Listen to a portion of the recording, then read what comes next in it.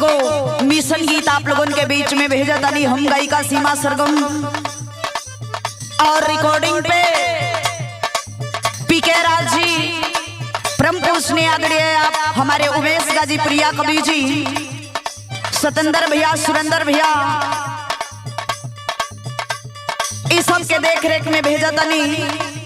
हमके आशा नहीं बल्कि पूरा विश्वास बा कि आप लोगों के पसंद आई और ये गीत के अंबेडकर म्यूजिक के सौजन्य से भेज रहल बनी।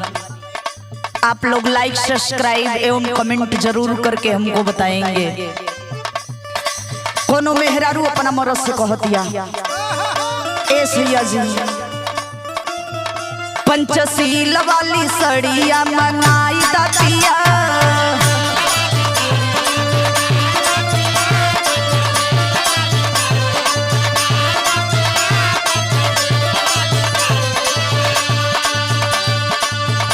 आचार्य पे जय भीम लिखवाई दातिया, आचार्य पे जय भीम लिखवाई दातिया, पंचशील वाली सड़िया मंगाई दातिया।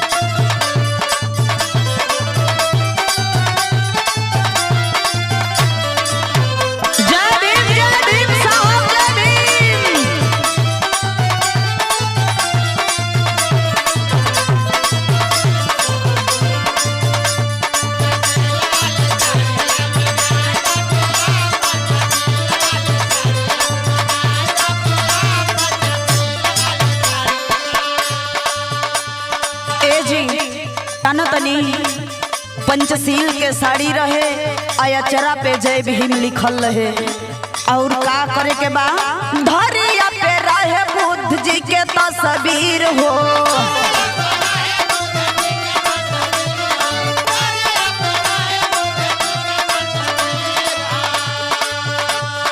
आरी आरी नील की किनारिया लकीर हो,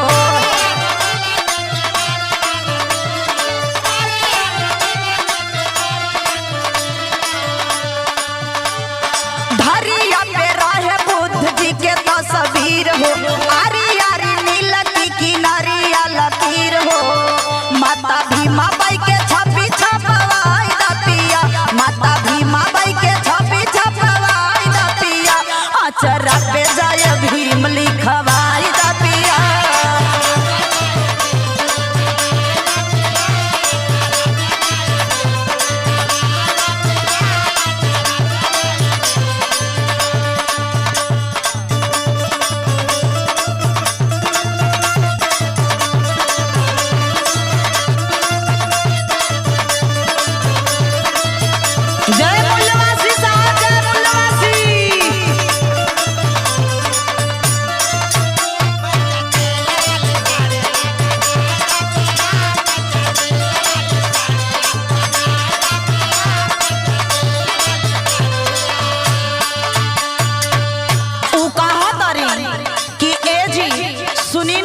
हमके ऐसन साड़ी ली आई तो हम उस साड़ी पहिर के का करब बताओ तरी। सुनी ए राजा जी तनी ध्यान से।